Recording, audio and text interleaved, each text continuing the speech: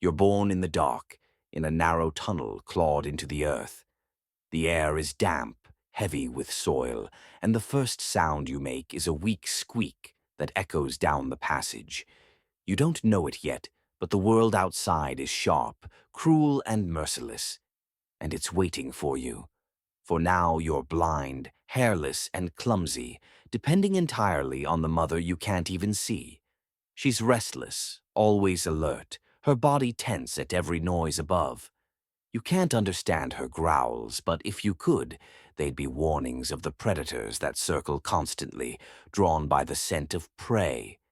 Your days are simple: feeding, sleeping, squirming closer to warmth. But already the first lessons are written into your skin. When your tiny claws scrape the dirt, something stirs above. A shadow slithers across the burrow entrance, the faint hiss vibrating down the tunnel. You're too small to realize that death just brushed past. Your mother does. She hurls herself at the surface with teeth bared, chasing the intruder back into the grass. She survives this encounter, but you learn the unspoken truth. Danger waits at every edge of the den. When your eyes finally crack open, the world is harsher than you imagined.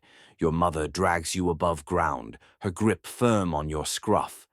The sky is endless, the air dry, the ground alive with smells you can't place. She doesn't explain. She doesn't need to. She rips open a hive, tearing it apart with fury, and the swarm explodes in a black cloud. You freeze at the sound, 1,000 wings thrumming in unison. Then the stings rain down.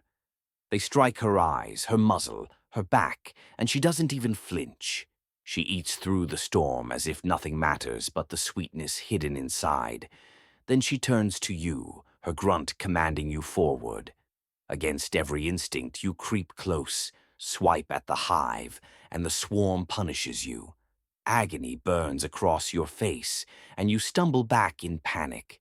She doesn't comfort you. She simply eats. This is your second lesson.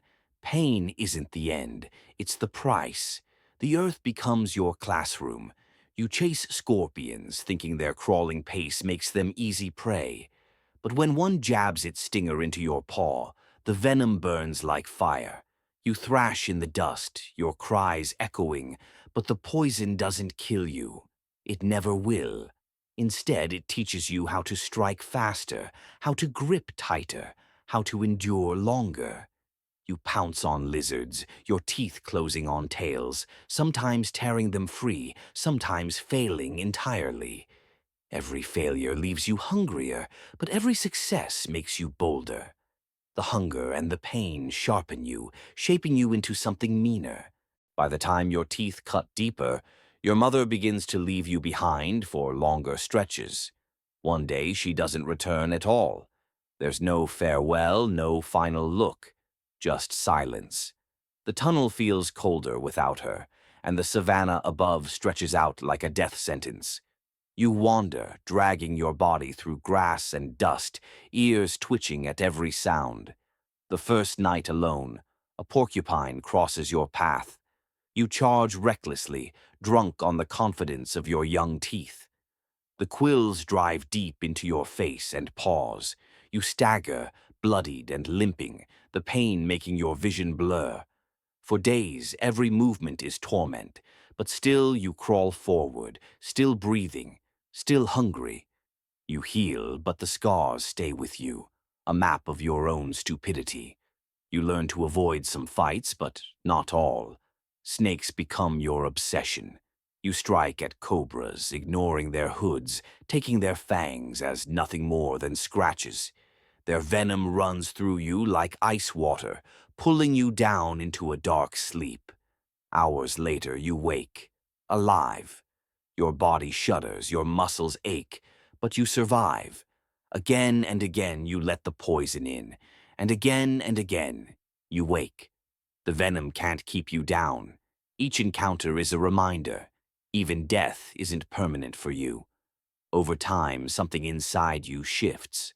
The fear you once felt, the panic at buzzing bees, the shock of a sting, the ache of a quill, fades into something else.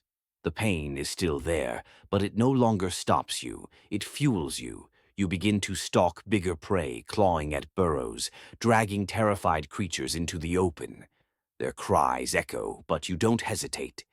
Hunger drowns out mercy. When rivals cross your path, you snarl without retreat, even when they tower over you. They learn to back away, not because you're bigger, but because you don't break. The sky grows darker, storms rolling across the horizon, and still you roam.